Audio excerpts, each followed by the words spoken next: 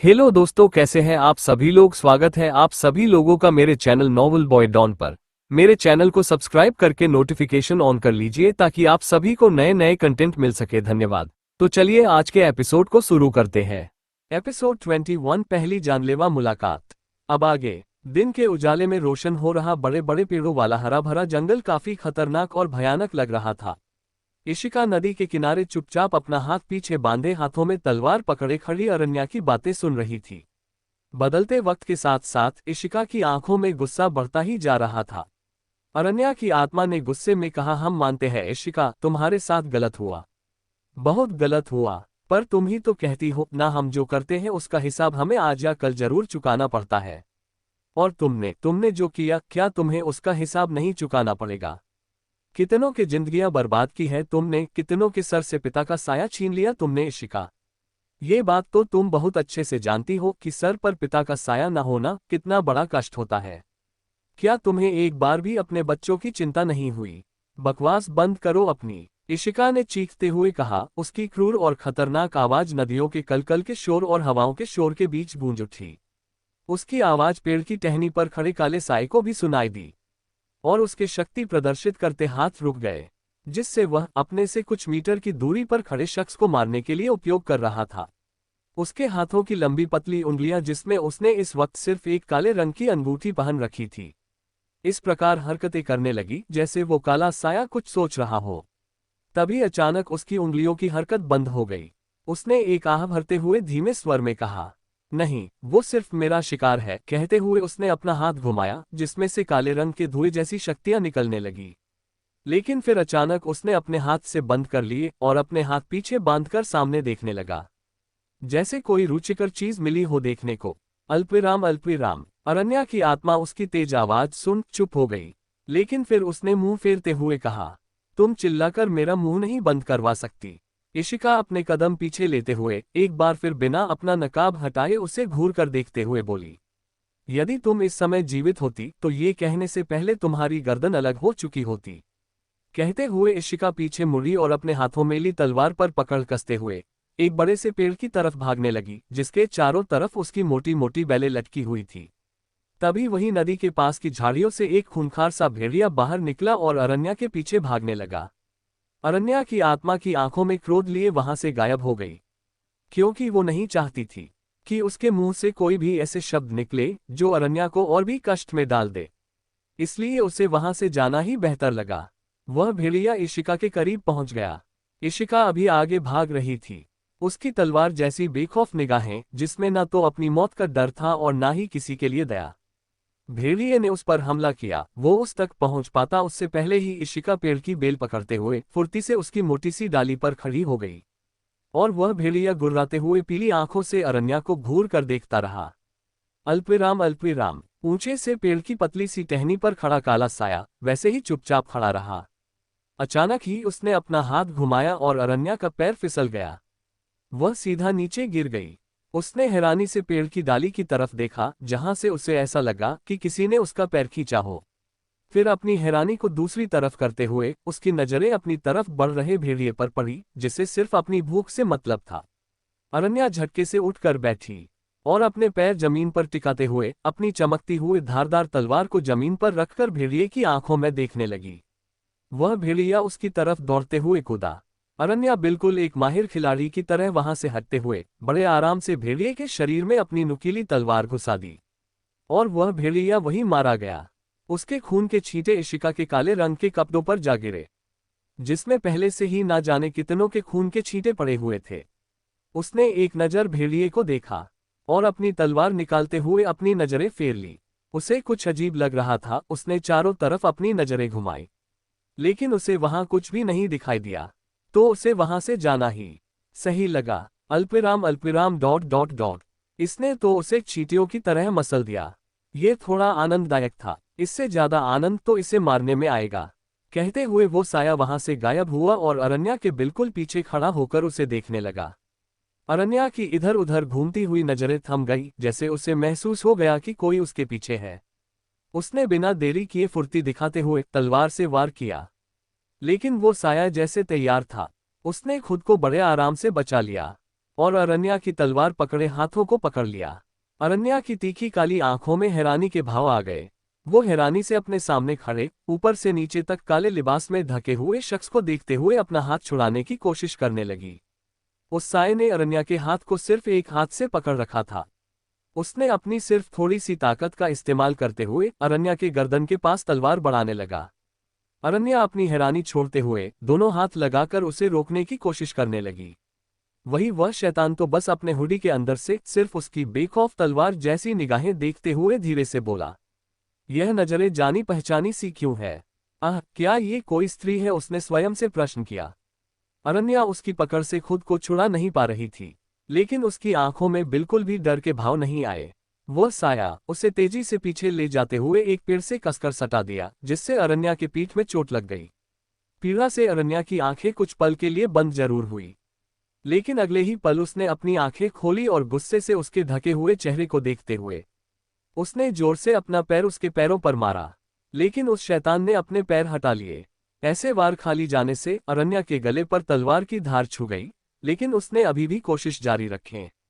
अरण्या ने अपनी गर्दन पेड़ से सटाते हुए और तलवार की धार को दूर रखने की कोशिश करते हुए गुस्से से पूछा, कौन हो तुम? उसकी आवाज सुन उस काले साये में हरकत की, जैसे आवाज से होश में आया हो। उसने अपना कदम उसके करीब बढ़ाया और अरण्या के शरीर से सिर्फ 1 इंच की दूरी पर खड़ा हो गया। उन दोनों के बीच सिर्फ तलवार की वजह से दूरी थी, जो कि अरण्या की गर्दन और उस साये के कंधे के करीब था। उस साये को उसका मुख देखने की तीव्र इच्छा हुई। उसने अरण्या का नकाब हटाने के लिए अपना दूसरा हाथ आगे बढ़ाया। अरण्या ने अपनी नजरें नीची कर उसके बढ़ते हाथों की तरफ देखा और फिर उसके ढके हुए चेहरे को देखते हुए उसने झटके से तलवार छोड़ी और जल्दी से उसके बाईं तरफ खड़ी हो गई। उस साये के हाथों में अरण्या का नकाब और तलवार आ गई। साये ने कुछ पल हाथों में पकड़े नकाब को देखा और फिर सिर घुमाकर अपनी बाईं तरफ देखा, तो कुछ पल के लिए उसने कोई हरकत ही नहीं की। अरण्या का गुस्से से लाल हो रहा खूबसूरत सा चेहरा, चिकनी सफेद त्वचा, कमर तक लहराते काले बाल, गुस्से से दहकती हुई लंबी पलकों वाली तीखी निगाहें, भावहीन चेहरा, गुलाबी रंगत वाले खूबसूरत से होंठ उसे बेहद ही खूबसूरत बना रहे थे। अरण्या ने अपनी गर्दन पर हाथ लगाया तो उसकी उंगलियों में खून लग गया, लेकिन उसके चेहरे के हाव भाव नहीं बदले।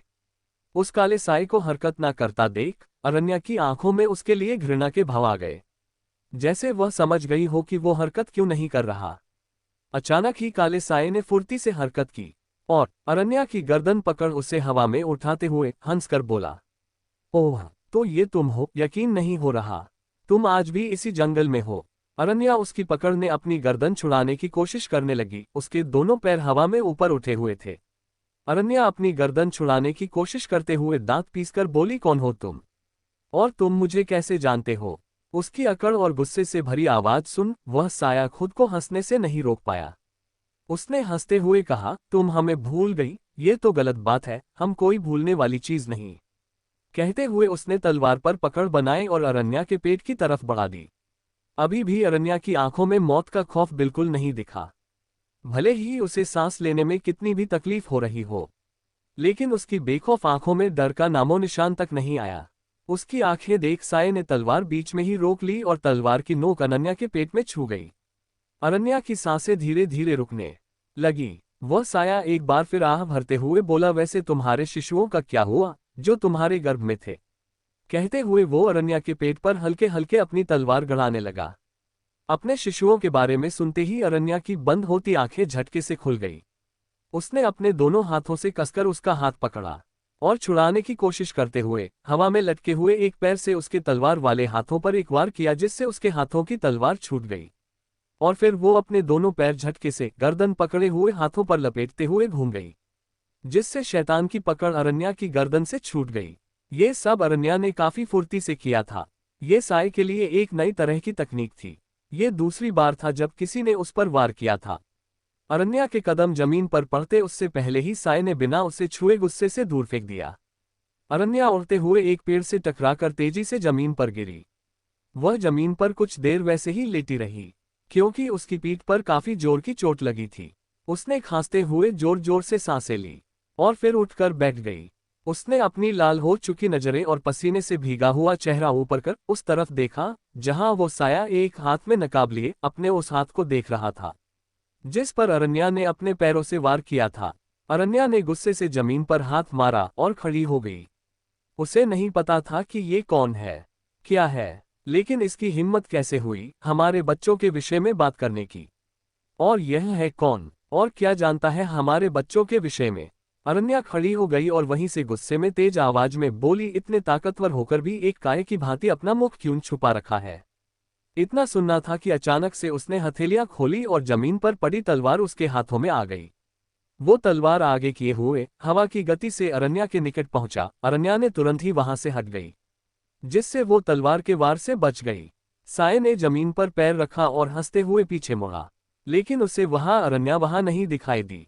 तो उसने हंसते हुए वो तलवार उस जगह धंसा दिया जहां कुछ देर पहले अरण्या खड़ी थी। कोशिश अच्छी है पर हमारे समक्ष नहीं, कहकर वो तुरंत ही वहां से अदृश्य हो गया। Thank you so much. Episode 22। क्या चाहते हो तुम। अब आगे। इशिका खाई के पास खड़ी दूर दूर तक उजाला कर रहे नीले आसमान को देख रही थी। उसके चेहरे पर कोई भाव नहीं थे, लेकिन उसकी तीखी आंखों में इस वक्त किसी बात का डर नजर आ रहा था। उसने अपने सीने पर हाथ रख लिया, क्योंकि आज ये कई दिनों बाद फिर से एक अजीब से डर से धड़क रहा था, जो इशिका की आंखों में दिख रहा था। वो दूर दूर तक फैले हरे भरे जमीन और ऊंचे आसमान को देख रही थी। घने पेड़ों के बीच से छिनती हुई धूप और पूरे जंगल में चल रही हवा, जिनमें आज कुछ तो अलग था। कौन है वो, क्या जानता है मेरे बच्चों के बारे में, और यदि वह मुझसे मिल चुका है तो फिर मुझे उसके बारे में कुछ याद क्यों नहीं। उसने अपने दिमाग पर काफी जोर डाला, लेकिन फिर भी वह कुछ भी याद ना कर सकी। तभी अचानक ही उसके चेहरे पर कठोरता के भाव आ गए। उसकी आंखें फिर से गहरी और क्रूर हो गई। जब उसे आहट महसूस हुई, वह समझ गई कि वह इससे इतनी आसानी से नहीं बच सकती। अरण्या की गोरी गर्दन और पेट में भी तलवार की नोक लगने के कारण खून निकल रहा था, लेकिन वो खून उसके काले रंग के कपड़ों में छुप गया। वो बिना पीछे मुड़े और बिना कोई हरकत किए सामने देखते हुए बोली, क्या चाहते हो तुम। साय को बिल्कुल भी हैरानी नहीं हुई। उसने बड़े आराम से उसके पीछे खड़े हुए अपने हाथों में काले रंग की ऊर्जा उत्पन्न करते हुए बोला, तुम्हारे प्राण। कहते हुए उसने अपनी शक्ति का प्रयोग कर अरण्या को बिना छुए हवा में लटका दिया और धीरे धीरे खाई के नीचे करने लगा। अरण्या बिना किसी हरकत के और बिना अपने चेहरे पर कोई भी भाव लाए हल्की तिरछी मुस्कान के साथ बोली, सच बताओ क्या चाहते हो मुझसे। उसके चेहरे पर डर और बदलाव ना देख उस साय ने एक सांस बाहर छोड़ी और उसकी गर्दन पर पकड़ कसते हुए बोला। उसके काले रंग का लंबा सा वस्त्र हवा में लहरा रहा था। काफी समझदार हो तुम। उद्धरण चिन्ह। अरण्या की आंखें सांस ना ले पाने के कारण ऊपर चढ़ने लगी और उनमें लालिमा जाने लगी। उसने अपने दोनों हाथों की मुट्ठियां कस ली और उसे घूर कर देखते हुए बोली, मुझे नहीं याद कि तुम कौन हो और मुझे कैसे जानते हो, लेकिन हाँ इतना जरूर ज्ञात है कि तुम मुझे मारोगे नहीं। उसने अरण्या को अपने पास खींच लिया। उसके पैर अभी भी हवा में थे। अरण्या के चेहरे पर पसीना और पूरी तरह से लाल हो चुका चेहरा साफ बता रहे थे कि अगर उसे कुछ पल और सांस नहीं मिली तो उसके प्राण निकल जाएंगे। उसकी बात पर वो साया अजीब तरह से हंसा और अरण्या को अपने ढके चेहरे के करीब करते हुए बिना उसकी गर्दन पर पकड़ ढीली किए बोला, योजना तो तुम्हें मारने की ही थी, पर मुझे तुम्हारी आंखों में वो दिखा नहीं जो मुझे सबसे ज्यादा प्रिय है। अरण्या की आंखें ऊपर चढ़ने लगी, लेकिन फिर भी उसने कोई हरकत नहीं की। वह बहुत हिम्मत के साथ धीरे से बोली, भूल जाओ, मरने के बाद भी नहीं। कहते हुए उसके होठों पर एक हल्की सी मुस्कान थी, जैसे वो उसे चिढ़ा रही हो।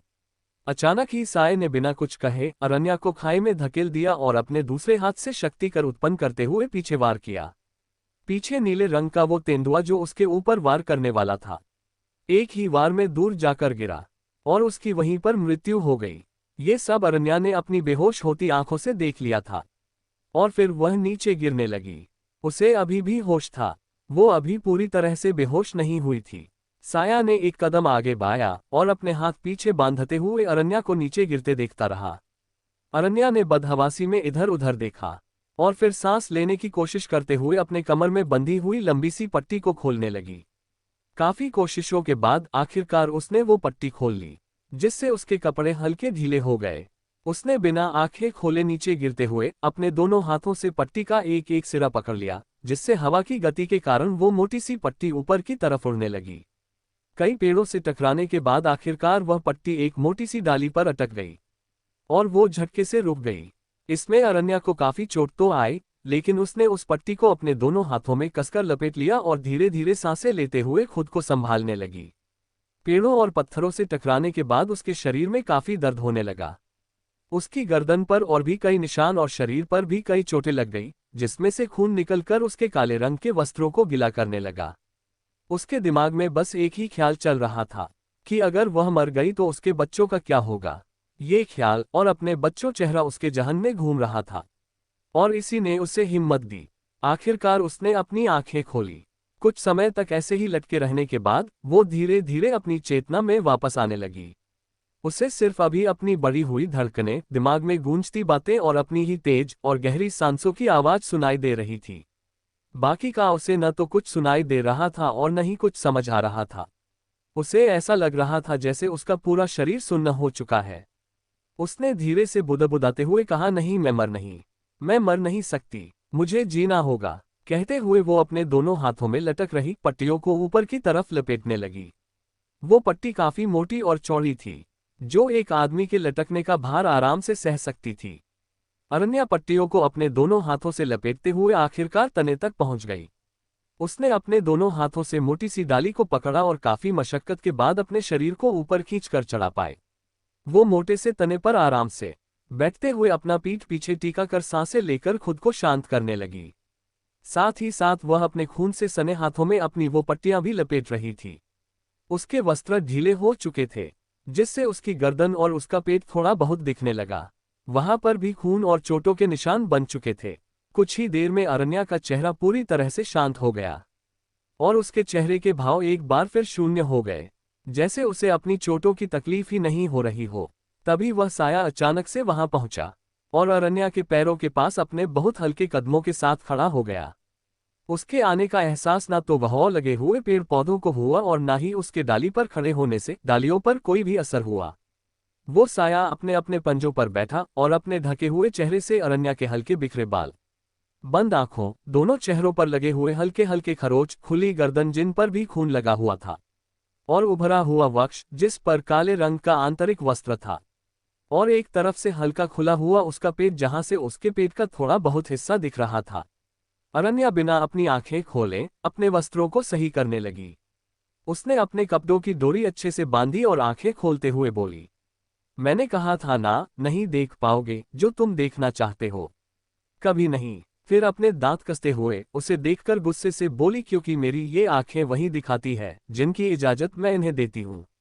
उसकी बात सुन वो साया कुछ देर शांत रहा, फिर अपने पैर नीचे लटका कर बैठते हुए बोला, SS.HHH, मुझे इस समय तुम्हारे शरीर के टुकड़े करने का मन हो रहा है। मेरे हाथ तुम्हारे प्राण लेने के लिए तड़प रहे हैं, किंतु तुम्हारी ये बातें और बेखौफ निगाहें मुझे रोक रही है तुम्हारी जान लेने से। अरण्या भावहीन चेहरे से उसे देख रही थी, जैसे कुछ पहचानने की कोशिश कर रही हो। मुझे चैन नहीं मिलता जब तक मैं लोगों की आंखों में अपने लिए भय और उनके झुके हुए सिर न देख लूं। उनके कांपते शरीर, भीख मांगती नजरें, गिड़गिड़ाते हुई आवाज मेरी रूह को सुकून पहुंचाती है, और तुम मुझे मेरा सुकून दे ही नहीं रही। उसकी पागलपन भरी बातें सुन अरण्या ने एक गहरी सांस ली और वापस अपना सिर टिका लिया, जैसे उसके वहां होने और ना होने से कोई फर्क ही नहीं पड़ रहा हो। साये की मुठ्ठियां गुस्से से कस गई। उसे सच विश्वास नहीं हो रहा था कि कोई अपनी मृत्यु को सामने देखकर भी इतना शांत और बेपरवाह कैसे हो सकता है। ये तुच्छ सी लड़की बार बार हमारा अपमान कर रही है, कुछ तो होगा जो इसे डरने के लिए मजबूर करे। उसे आज पहली दफा इतना क्रोध आ रहा था, लेकिन उसे अपने क्रोध पर संयम रखना पड़ रहा था। उसने उसके हाथों की पट्टी को देखा और अपनी 2 उंगलियों से उसे फिर से हवा में उड़ा दिया। हैस, क्या बकवास है, अरण्या ने झुंझलाहट से आवाज की और अपनी बिना भाव आंखें खोलते हुए बोली, अब कहाँ फेंकने का इरादा है। वो साया गुस्से से हंसा। उसे वो हंसी सुन अरण्या गौर से उसे देखने लगी। अचानक ही उसे अपने पेट पर ठंडक महसूस हुई। उसने झट से अपनी नजरें नीचे की तो उसके वस्त्रों की डोरियां अपने आप ही खुल रही थी। तुरंत ही उसकी आंखों में गुस्सा और घृणा के भाव आ गए। उसने अपने दोनों हाथों से जल्दी से अपने खुल रहे वस्त्रों को बंद कर लिया और अपनी जलती हुई नजरों से उसे देखकर गुस्से से बोली, इतनी शक्तियां होने के बावजूद यदि तुम्हें एक स्त्री को झुकाने के लिए उसके वस्त्रों और उसके शरीर के साथ खेलना पड़े तो धिक्कार है तुम पर, तुम्हारी शक्तियों पर और तुम्हारे पुरुष होने पर। इतना सुनते ही उसके हाथ रुक गए और उनकी मुठ्ठियां कसने लगी। वहां के पूरे वातावरण में जैसे बदलाव आ गया। हवा तेज हो गई, सूरज की रोशनी में चमकता आसमान बादलों से ढकने लगा। अरण्या का लंबा सा वस्त्र और कमर तक आते काले बाल तेज हवा के कारण लहराने लगे। वहां का परिवर्तन देखना तो अरण्या के गुस्से से भरे चेहरे के भाव बदले और ना ही उसकी अंगार होने से जलती हुई नजर उस ढके हुए काले शैतान के ऊपर से हटी। वह भी उड़ते हुए उसके करीब आया और अपने गुस्से को अपनी मुट्ठियों में बांधकर दोनों हाथ पीछे कर लिए और बिना कुछ कहे उसे बस देखने लगा। उसके हाथों की कसती हुई मुट्ठियां साफ बता रही थी कि उसे अरण्या पर कितना क्रोध आ रहा था। दोनों ही हवा में लटके हुए थे। अरण्या बिना किसी डर के अपनी जलती हुई निगाहों से उसके ढके हुए चेहरे को देख रही थी।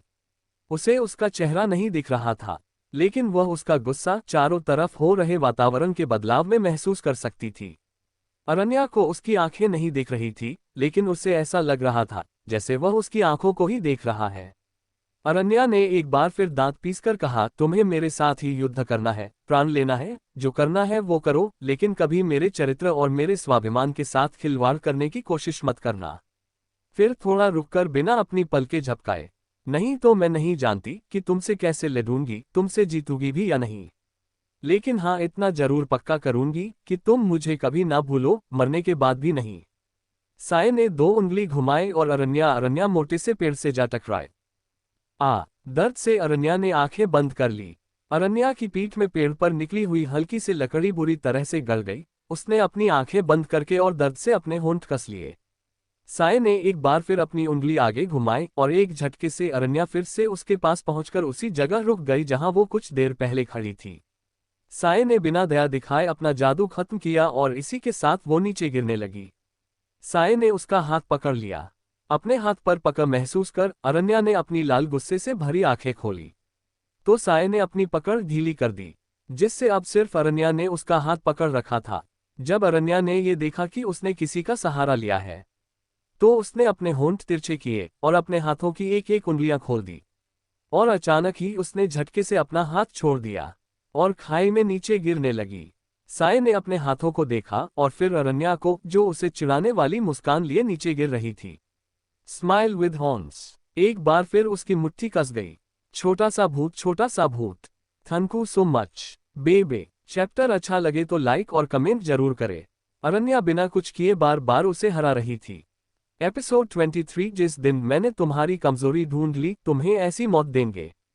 अब आगे। अरण्या इस बार खाई के नीचे बह रही गहरी नदी में गिरी। शायद वो जानती थी कि नीचे नदी है, इसलिए उसने ये खतरा लिया। वो साया अभी भी हवा में खड़ा था, उसके आसपास का ऑरा बेहद ही खतरनाक था। उसने अपने दोनों हाथ पीछे बांध रखे थे। उसका काले रंग का वस्त्र हवा की तेज गति के कारण ऐसे लहरा रहे थे जैसे उसके चारों तरफ साए मंडरा रहे हो। किसी में भी इतना साहस नहीं कि वो शैतानों के राजा इताक्ष के सामने सिर भी उठाए। किंतु ये स्त्री बार बार हमें चुनौती दे रही है। अब इसे झुकाने में और भी मजा आएगा। और जिस दिन हमने तुम्हें झुका दिया, तुम्हें इतनी दर्दनाक मौत देंगे कि तुम्हारी रूह तक कांप उठेगी। वह साया ऊपर खड़ा अरण्या को नीचे बने हुए बड़ी सी नदी में तैरते हुए किनारे की तरफ जाते देख रहा था, लेकिन उसने ने जरा सी भी हरकत नहीं की। तभी उसके सामने काले रंग लंबा सा वस्त्र पहने एक साए की तरह दिखने वाला शख्स प्रकट हुआ। उसका पूरा चेहरा ऊपर से नीचे तक ढका हुआ था। वो अपना हाथ आगे बांधे बहुत अदब के साथ सर झुकाते हुए बोला, हुजूर, आप कब आ रहे हैं? उसकी आवाज में खौफ साफ सुनाई दे रहा था। आवाज सुन काला साया इताक्ष उसकी तरफ मुड़ा और अगले ही पल साए की गर्दन पकड़ ली। वह साया झटपटाने लगा। इताक्ष ने दांत पीसकर कहा, अपना चेहरा दिखाओ। उसके इतना कहते उस साए के चेहरे पर ढका हुआ लंबा सी टोपी हट गई और टोपी हटते ही एक इंसानों जैसा चेहरा दिखने लगा। वह हकलाते हुए अपनी नजरें नीचे झुकाए हुए बोला, क्षमा करें हुजूर, क्षमा करें। उसकी क्षमा सुन जाने क्यों उसे अब भी सुकून नहीं मिला। उसने उसकी गर्दन और कसकर दबा दी और दांत पीसकर बोला, अपनी नजरें ऊपर करो। लेकिन वह साया डर के मारे अभी तक अपनी नजरें नहीं उठा पाया। उसने हकलाते हुए कहा, हुजूर, हम में इतना साहस कहाँ कि हम आपके समक्ष अपनी नजरें उठा सकें। उसकी बात ने जैसे उस शैतानी साए के घाव पर नमक छिड़कने का काम किया। उसने उसे जोर से पीछे फेंका और अपने हाथ की मुट्ठी कसकर बांध ली, जिससे वह साया दर्द से चीखते हुए हवा में मिल गया। इताक्ष के गुस्से की कोई सीमा नहीं थी। उसके आसपास का वातावरण और उसका व्यक्तित्व बदलते समय के साथ और भी डरावना और खतरनाक होता जा रहा था। वातावरण में पूरी तरह से परिवर्तन हो चुका था। बहुत मुश्किल से अरण्या नदी के किनारे पहुंच पाई थी। उसका शरीर बड़े से पत्थर पर पेट के बल बेजान पड़ा हुआ था। उसका शरीर बुरी तरह चोटिल और थका हुआ था।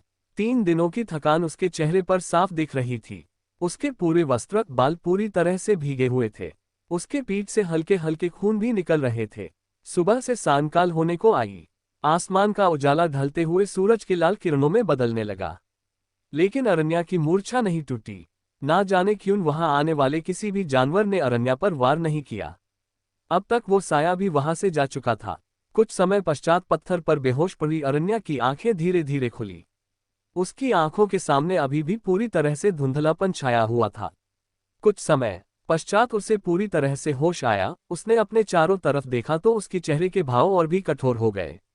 तकरीबन 1 प्रहर बाद अरण्या एक पहाड़ी के ऊपर खड़ी बिना भाव वाले चेहरे से अपने सामने बने एक बेहद खूबसूरत से लकड़ी और पत्थरों के बने हुए छोटे से मकान को देख रही थी। उस छोटे से घर के आसपास का वातावरण बहुत खूबसूरत लग रहा था। ये जगह जंगल से थोड़ी ऊंचाई पर थी, जिससे जंगली जानवर वहां ज्यादा नहीं आ पाते थे। दूर दूर तक फैले हुए हरे भरे घास और छोटी छोटी क्यारियों से घिरा हुआ वो छोटा सा घर खूबसूरत लेकिन सन्नाटे भरा लग रहा था। 2 पेड़ों के बीच बना हुआ लकड़ी और पत्थरों का बना हुआ घर और उसके छोटे से द्वार के सामने दोनों तरफ लगे हुए गुलाबी, लाल, सफेद, नीले, जामुनी पत्तियों वाले खूबसूरत पेड़ जो ढलते सूरज की लालिमा के बीच तेज चल रही हवाओं के कारण हरी घास वाली जमीन पर गिर रहे थे। अरण्या ने अपने शरीर को थोड़ा और कष्ट दिया और बड़ी मुश्किल से वह अपने सामने बने हुए छोटे से द्वार को खोलते हुए अंदर चली गई। बड़े से आंगन में बना हुआ एक जलाशय जिसमें रंग बिरंगी पत्तियां पड़ी हुई थी। जलाशय के चारों तरफ लगे हुए छोटे छोटे खूबसूरत से फूल और उसी के थोड़ी सी दूरी पर बना हुआ खेलने का छोटा सा स्थान। लेकिन हैरानी की बात यह थी कि वहां किसी और के होने का नामो निशान नहीं थे। ना चाहते हुए भी उस स्थान को देखकर अरण्या के होठों पर एक हल्की सी मुस्कान छा गई। उसके कानों में हंसने और खिलखिलाने की आवाजें गूंजने लगी। अब उसके चेहरे को देखकर ऐसा लग रहा था जैसे उस स्थान पर आने के बाद उसके शरीर की सारी पीड़ा कुछ पलों में ही दूर हो गई। उसने अपने घुटनों पर हाथ रख लिया और अपनी सांस बाहर छोड़ी और आंखों में खुशी के भाव के साथ गिरती हुए खूबसूरत से रंग बिरंगी पत्तियों के बीच से होते हुए लकड़ी के मजबूत द्वार से अंदर चली गई। अंदर का नजारा भी काफी खूबसूरत था। वहां चारों तरफ हवाओं के शोर के अलावा कोई शोर नहीं हो रहा था। पत्थर और लकड़ी की दीवारों का बना हुआ वो शांत घर बहुत ही मनमोहक और हृदय को सुकून पहुंचाने वाला था। उसने चारों तरफ देखा तो उस जगह पर सिर्फ उसकी जरूरत की चीजें थी। वहां सिर्फ उसके ही वस्त्र रखे हुए थे। उस जगह को देखकर ऐसा बिल्कुल नहीं लग रहा था कि इस जगह पर और भी कोई रहता होगा। वह आगे बने हुए छोटे से बैठक वाले स्थान जहां 2 छोटी छोटी मेजें और उसके नीचे छोटी छोटी दरी बिछी हुई थी और वहीं लकड़ी की दीवारों पर एक खिड़की जो ना तो ज्यादा बड़ी थी और ना ही ज्यादा छोटी बनी हुई थी जहां से रोशनी और हवा आ रही थी। अब तक बाहर अंधेरा होने लगा था। वो बैठक कक्ष से होते हुए उसी से जुड़े हुए एक छोटे से कक्ष में गई जहां पर एक बड़ा सा बिस्तर लगा हुआ था। वो कक्ष भी ज्यादा बड़ा नहीं था लेकिन वह रखे थोड़े बहुत सामान की वजह से वो जगह काफी बड़ी लग रही थी। उन 4 जनों के बिस्तर को देखकर उसकी आंखों के भाव बदल गए। उसने सबसे पहले जाकर द्वार बंद किया और जल्दी से बिस्तर समेटने लगी। कुछ ही पलों में उसने बिस्तर समेटकर वही किनारों पर रखे हुए लकड़ी के बक्से में रख दिया। इतनी तीव्र हलचल के कारण उसके खुले जख्मों से एक बार फिर खून रिसने लगा। उसका पूरा बदन दर्द से टूट रहा था लेकिन ये पीड़ा उसके चेहरे और आंखों में ना दिख सका। थोड़ी मेहनत के बाद उसने बड़े से बिस्तर का एक किनारा अलग किया और उसे खिसकाते हुए किनारे लगे हुए शीशे की तरफ कर दिया जिससे वो एक बैठने का स्थान लगने लगा। उसने फिर से एक लोग के लेटने का बिस्तर लगा दिया। उसने एक बार फिर चारों तरफ अपनी नजरें घुमाई। जब उसे सब कुछ सही लगा तो वो वहां से बाहर जाने लगी। अचानक ही उसकी नजर शीशे पर पड़ी जिसमें उसका चेहरा दिख रहा था। वो अपनी जगह रुककर अपने आप को देखने लगी। माथे पर बिखरे हुए हल्के भीगे काले बाल, चढ़ी हुई आंखें, लाल हुई नाक, चिकने मगर खरोंच लगे हुए गाल जो बुरी तरह से लाल थे, सुर्ख लाल होंठ, सुराहीदार गर्दन जिन पर तलवार की चोट जिसमें से खून बंद हो चुका था लेकिन घाव अभी भी ताजे थे, काले रंग का हल्का भीगा हुआ लबादा, नाजुक से दिख रहे हाथों में खरोचे और भी कई घाव थे उसके शरीर पर किंतु वो काले वस्त्रों में चुप हुआ था।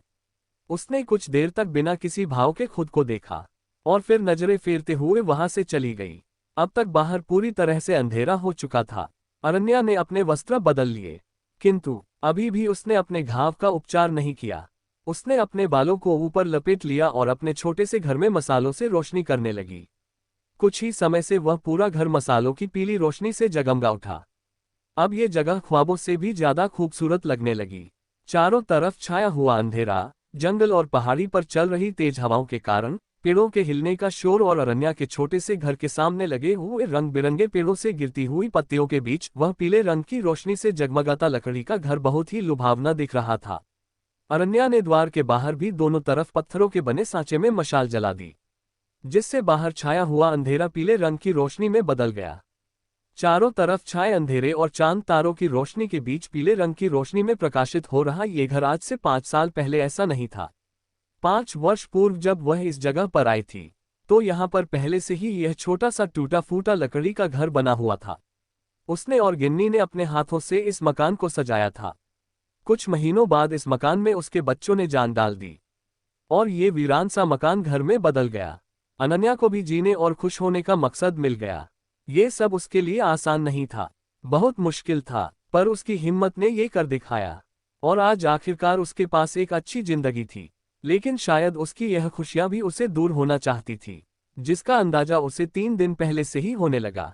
उसके दिल में एक अजीब सी बेचैनी और अपने बच्चों को लेकर एक अजीब सा डर बैठ रहा था। वह अपने बच्चों को लेकर कोई भी खतरा नहीं उठा सकती थी, इसलिए उसने उन सभी को यहाँ से अलग कर दिया।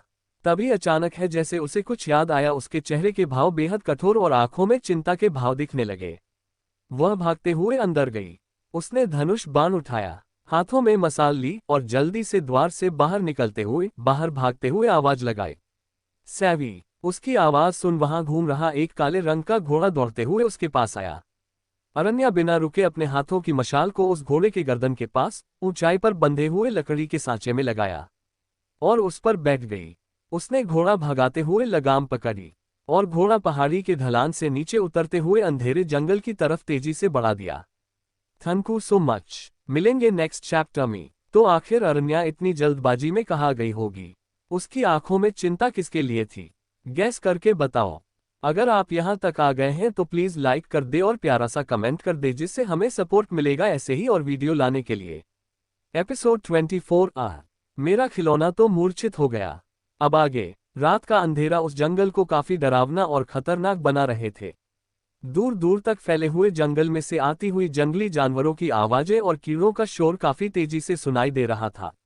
हवा के चलने के कारण सन्नाटे भरे वातावरण में पत्तों की सरसराहट जानवरों और कीड़ों के शोर में मिलकर काफी डरावनी ध्वनि निकाल रहे थे। इन्हीं शोर के बीच जंगल में घोड़े के दौड़ने की आवाज सुनाई दे रही थी और एक जगह से आती हुई मशाल की रोशनी जो बहुत तेजी से फड़फड़ा रही थी। अरण्या तेजी से अपना घोड़ा भगाते हुए उस स्थान पर पहुंची जहां से वह नीचे नदी में गिरी थी। काले रंग के वस्त्र, हवा में लहराते हुए काले बाल और घोड़े के ऊपर सांचे में लगे हुए मसाल की रोशनी जो उसके कठोर चेहरे पर पड़ रही थी। उसकी आंखें अभी भी बिना भाव वाली थी। पीले रंग की रोशनी में चमकता हुआ उसका खूबसूरत सा शांत चेहरा उस पर घोड़े के दौड़ने के दौरान उड़ते हुए उसके काले बाल खूबसूरत के साथ साथ खतरनाक लग रहे थे।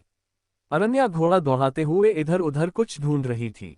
अचानक ही उसकी नजर एक जगह ठहर गई जहां कुछ जंगली जानवर दिखाई दिए। उसने तुरंत ही लगाम छोड़ी और धनुष पर बाण चढ़ाकर उस दिशा में छोड़ दिया जहां से आवाज आ रही थी। चांद की हल्की सी रोशनी में दिख रहे हैं 2 बड़े बड़े जानवर लगातार किसी जानवर को घायल करने की कोशिश कर रहे थे। अरण्या का फेंका हुआ बाण सीधा एक जानवर की आंखों में लगा जो अंधेरे में चमक रही थीं, और कुछ ही पलों में वो 2 से 3 जानवर वहीं ढेर हो गए।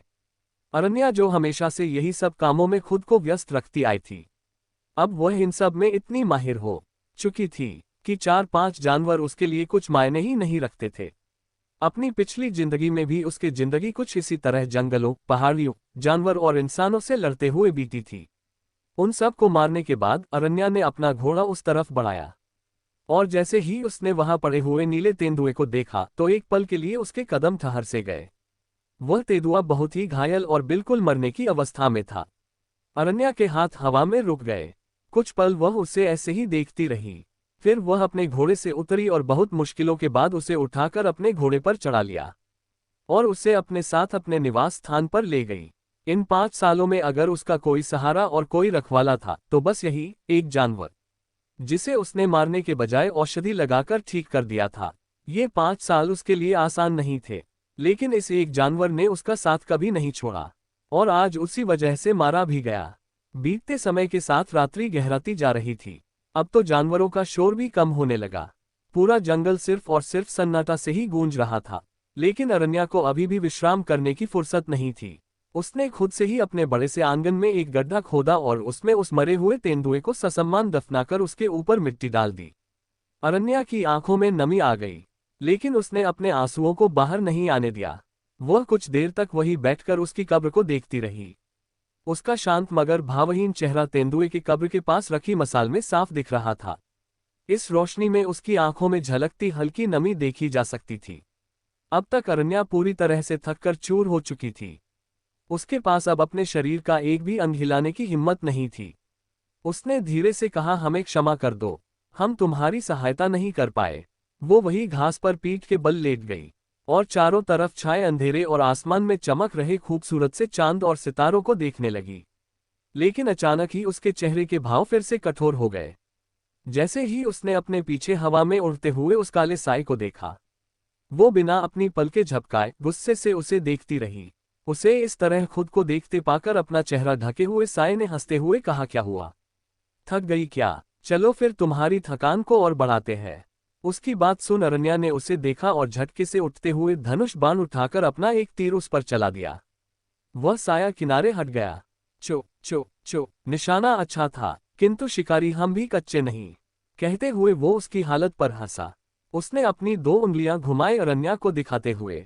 अरण्या ने तुरंत ही अपने पीछे देखा, जहां से जमीन के अंदर से तेंदुए का शरीर झटके से बाहर निकल आया था। ऐसे अचानक से जमीन के अंदर से शरीर निकलने के कारण उसके ऊपर जो मिट्टी पड़ी थी वह ऊपर बिखर गई, जिसके कारण अरण्या ने अपने चेहरे के सामने हाथ रख लिया। उसमें एक बार फिर घूमते हुए बाण चलाया और गुस्से से बोली, वो मृत है। एक बार फिर वो साया दूसरी तरफ हो गया और अरण्या का वार एक बार फिर खाली चला गया। अरण्या को चिल्लाते और गुस्सा करते देख उस साए को जैसे सुकून सा मिला। वो उसकी हालत पर अजीब तरह से हंसा और फिर बिना एक भी शब्द कहे तेंदुए के शव को हवा में ही जला दिया। अरण्या ने जब उजाला देखा तो वह पीछे मुड़ी। उसके हाथ और उसकी आंखें जैसे वहीं थमसी गई। उसकी आंखों में आग की लपटों से घिरा उसका शरीर दिखने लगा। उसे स्तब्ध सा खड़ा देख इताक्ष ने एक सुकून भरी सांस ली और उसके करीब आते हुए बोला, हमें बहुत सुकून मिला तुम्हें इस तरह स्तब्ध खड़ा देख। अरण्या बिना हिले खामोशी से खड़ी उसके जलते शरीर को देखती रही। कुछ देर बाद तेंदुआ पूरी तरह से जल गया और उसकी राख इधर उधर फैल गई। इताक्ष अरण्या के और भी करीब आया और अपनी गर्दन हल्का सा आगे करते हुए उसके भावहीन चेहरे को देखकर बोला, तुम्हारा गुरूर और तुम्हारे जितने भी शब्द हमारे अभिमान को चोट पहुंचाएंगे, उससे दुगनी चोट हम तुम्हें देंगे जब मेरे पास तुम्हारी कमजोरी होगी।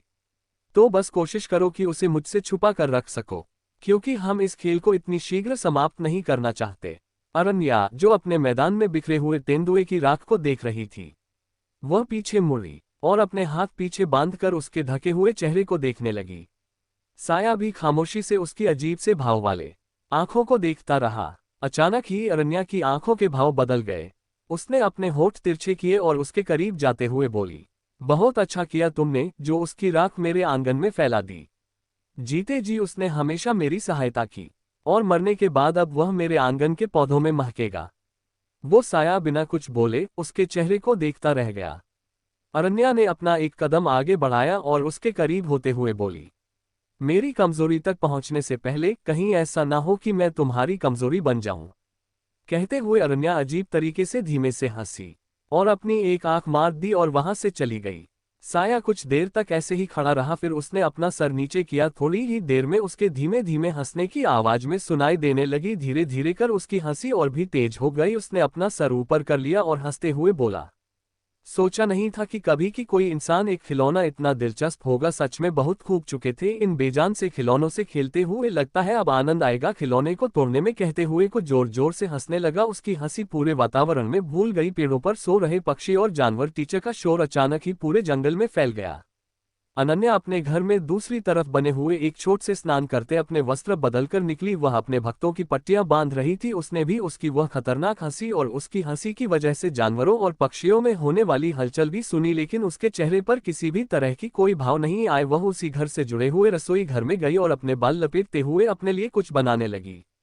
उसने चूल्हे में लकड़ियां डाली, में आग जलाई और उसके ऊपर बर्तन चढ़ाकर उसमें पानी डालते हुए सब्जियां काटकर डाल दिया। वो जमीन में बने चूल्हे के ऊपर बने हुए छोटे से झरोखे से बाहर दूर दूर तक फैले हुए अंधेरे में डूबे हुए जंगल को काली आंखों में बिना किसी भाव के देख रही थी।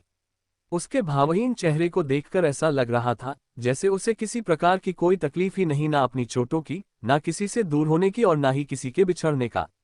पूरा रसोईघर उसमें जल रही एक मशाल और चूल्हे से निकल रहे रोशनी से प्रकाशित था। चूल्हे से निकलने वाला धुआं कुछ रसोई के अंदर भरा हुआ था तो कुछ छोटे से खिड़की से बाहर निकल रहा था। कुछ देर बाद अरन्या ने अपनी पलकें झपकाईं और चूल्हे से लकड़ियां निकालकर बुझा दिया।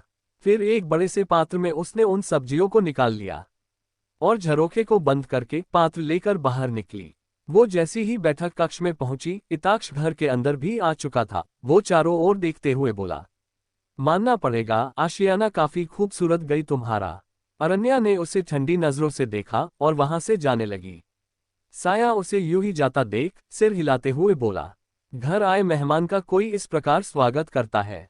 लेकिन अरन्या ने उसे पूरी तरह से अनदेखा कर दिया और सूप लेकर अंदर चली गई। वह साया भी धीरे धीरे चलते हुए उसके पीछे आया। अरन्या का पूरा चेहरा लाल हो चुका था।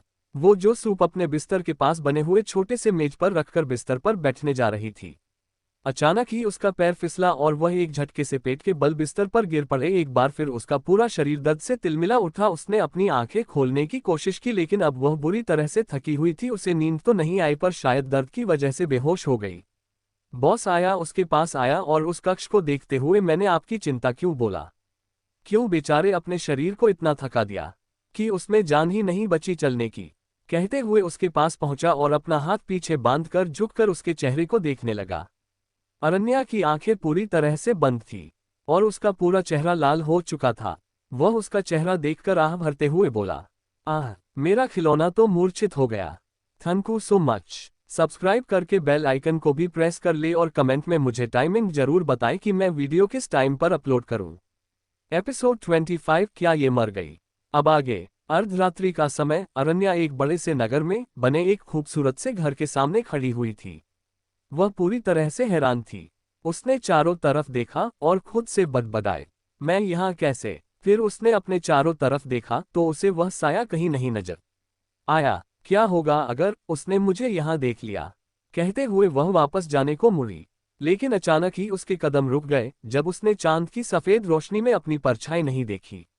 वह हैरान थी। उसने अपने आप को छूकर देखा तो उसके होश उड़ गए, क्योंकि वह ना तो खुद को छुपा रही थी और ना ही किसी और चीज को।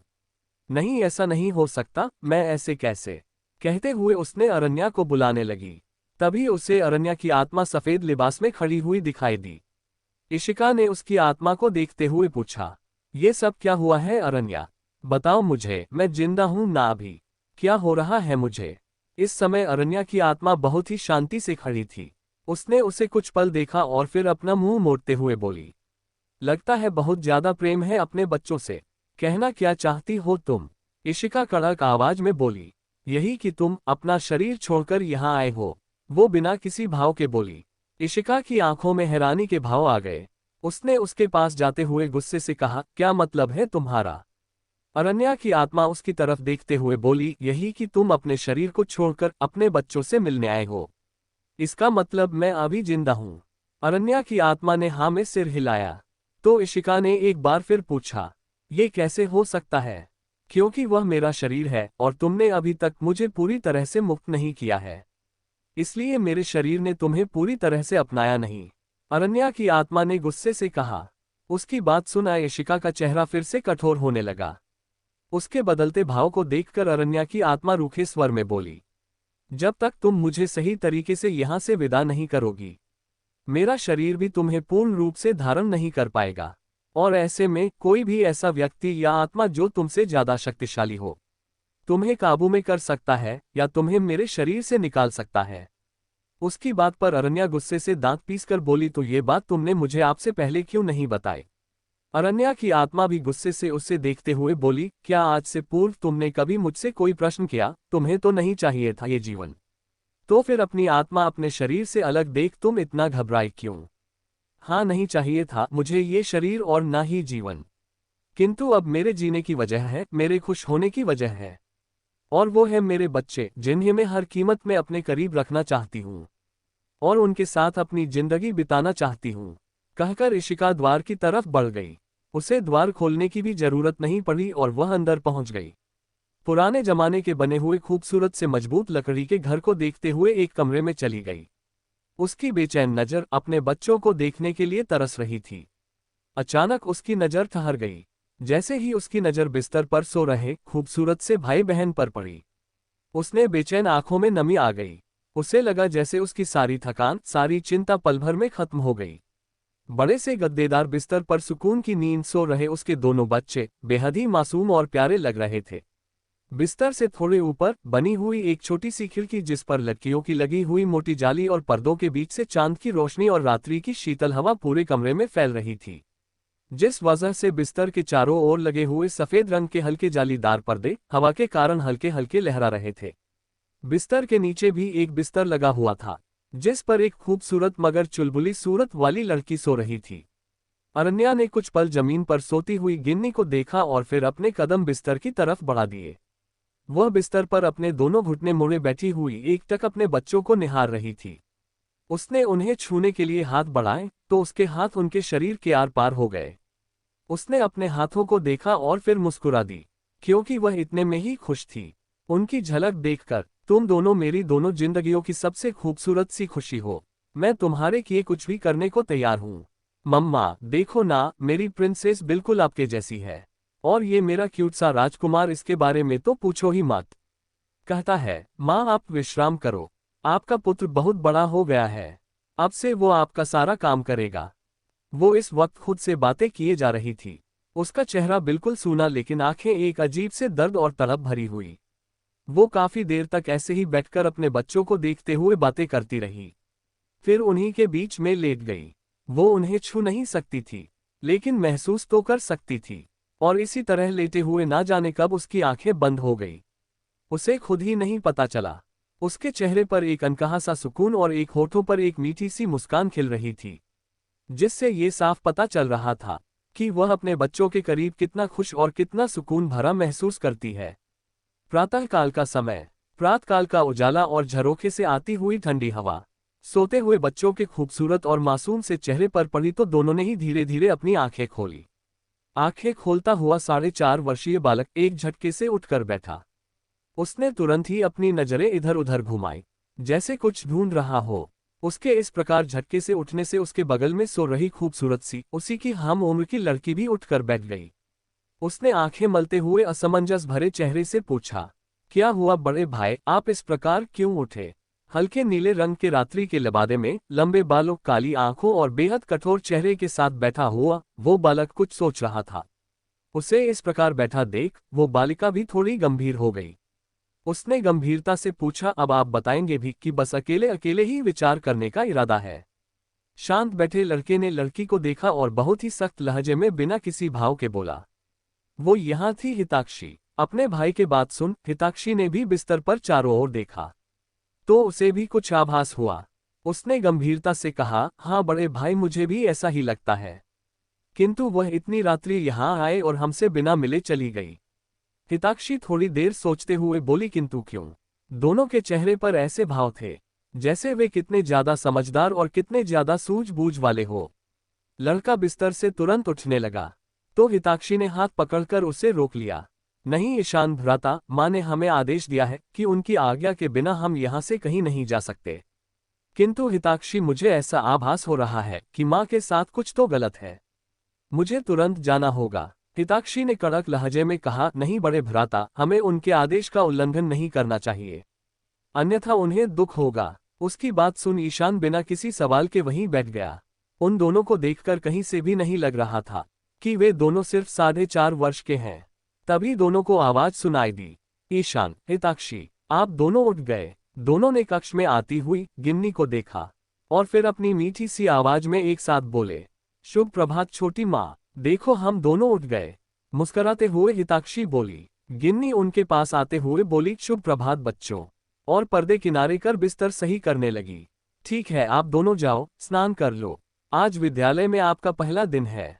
जाइए जल्दी, मैंने आपके भोजन तैयार कर दिए हैं। दोनों तुरंत ही वहां से चले गए और गिन्नी बिस्तर समेटकर फिर से काम करने रसोई घर में चली गई। अल्पविराम। इधर जंगल में इशिका अभी भी उसी अवस्था में पेट के बल लेटी हुई थी। इताक्ष जो अभी अभी अपना शिकार करके आया था, उसने जब उसे अभी भी उसी अवस्था में लेटे देखा तो वो कुछ पल रुककर उसके करीब गया और उसके नाक के नीचे अपनी एक उंगली लगाकर उसके श्वास की जांच की। उसने कुछ देर तक अपनी उंगली लगाए रखी लेकिन उसे कुछ भी महसूस नहीं हुआ। क्या ये मर गई? किंतु इतनी शीघ्र? उसने उसे बिना छुए अपनी शक्तियों की मदद से सीधा किया तो इशिका बेजान सी सीधे लेट गई। उसे देखकर ऐसा लग रहा था जैसे उसके शरीर में कोई प्राण ही नहीं है। उसे इस प्रकार देख इताक्ष हैरान रह गया, क्योंकि उसके खिलौने की ना तो श्वास चल रही थी और ना ही उसकी नब्ज। उसने एक बार फिर अपनी उंगलियां उसकी गर्दन के पास लगाई, लेकिन वहां भी वह कुछ समझ नहीं पाया। तो वह उससे थोड़ा दूर हट गया और बिना हरकत किए उसके बेजान से शरीर को देखने लगा। इतनी शीघ्र मर गई? मुझे विश्वास नहीं हो रहा। किंतु मैंने तो अभी तुम्हारे साथ कुछ किया भी नहीं। कहते हुए उसकी आवाज में निराशा साफ झलक रही थी। मेरे साथ कुछ करने का अवसर तुम्हें कभी मिलेगा भी नहीं। कहते हुए अनन्या धीरे से मुस्कुराए और अपनी लाल आंखें खोलकर अपनी गर्दन तिरछी कर उसे देखने लगी। एक पल के लिए तो वह साया जैसे अपने स्थान पर खड़ा रह गया, लेकिन फिर अचानक से खुशी के भाव से बोला, इसका अर्थ है तुम अभी भी जीवित हो? हाँ, उसने एक राहत भरी सांस बाहर छोड़ते हुए कहा, तुम्हारे जीवन से सबसे ज्यादा प्रसन्नता हमें ही मिली है, हमारे प्रिय खिलौने। और रही बात तुम्हारे साथ कुछ करने की, तो मैं इस्तेमाल की हुई चीजों को हाथ नहीं लगाता। इशिका उसकी बात सुनते ही झटके से उठकर बैठ गई। उसने मेज पर रखा हुआ सूप का कटोरा उसकी तरफ फेंक दिया, लेकिन वह सूप और पात्र दोनों ही हवा में रुक गए।